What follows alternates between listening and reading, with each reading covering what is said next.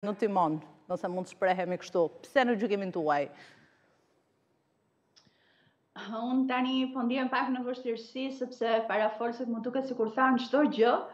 Dhe sikur Jo, aspektin psikologjik dhe social ne nuk e kemi prekur sigurisht, edhe vlen shumë për ta sjellë në vëmendje se të gjithë ne jemi përdorues të rrugës edhe i shohim ca sjellje besoj që nuk janë normale. Po, shumë e vërtet, edhe të falenderoj madje për këtë mundësi që më dhe. Jemi në të vërtet në fillimet e sezonit turistik dhe ne, meqense na pëlqen të krenohemi me statistikat e reja pozitive në këtë drejtim, duhet të kemi pak parasysh edhe komentet ose mënyrën se si e perceptojnë këta vizitorë të huaj vendin tonë sa i takon trafikut, dhe në të gjitha ato që unë lexoj, këshillat që i drejtojnë njëri tjetrit, grupet që ndërtojnë për të vizituar Shqipërinë, patjetër ka një këshill aty, kujdes me trafikun, sepse trafiku aty është kaotik, ata shoferë nuk kanë rregulla, dhe mendoj se meriton të merret në shqyrtim ky element i mënyrës se si drejtojmë automjetet ne si qytetarë, sepse po shohim që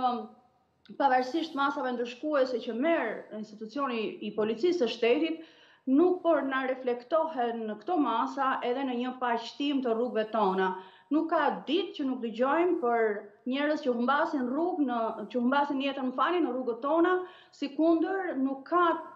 asnjë prej nesh ndokën në rrethin e vet të njohurve, familjarëve të afërmve, kolegëve, miqve e ashtu me radhë, që nuk është përballur në një çast caktuar me një aksident. Madje gjej këtu po ashtu mundësinë të shprehim edhe një herë respektin edhe vëmendjen ndaj të gjitha atyre familjeve shqiptare që ose e kanë humbur një pjesëtar si rezultati i aksidenteve rrugore, ose janë duke vuajtur në të përditshmën e tyre pasojat e rënda që lënë këto aksidente. Sepse në të vërtetë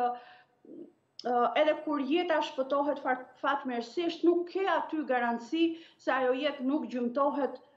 përfundimisht. Edhe në këtë pikpamje dëmin që krijojnë këta qytetarë të parregullt në timon, në drejtim të mjeteve, familjeve ose qytetarëve të tjerë, kur nuk janë të kthjellët mendërisht, kur janë përdorues substancash narkotike, kur janë përdorues të alkoolit, apo kur i kanë marrë atë leje drejtimi automjeti në mënyrë korruptive, duhet ta kuptojnë, domethënë, se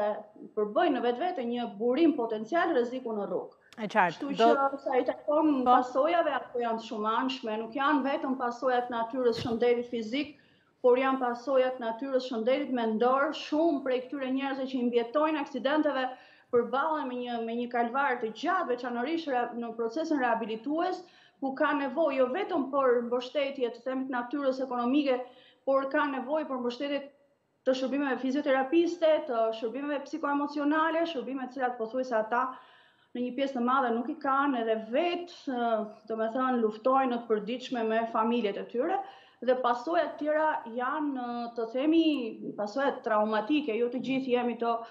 ndërtuar psiqikisht një lloj. Ka njerëz që përballojnë traumën më thjesht, rehabilitohen më shpejt, sikundër ka të tjerë që janë mjaft më të thyeshëm, mjaft më të dobët, dhe procesi rehabilitues është jo vetëm i gjatë, por ndonjëherë edhe aq i mundimt,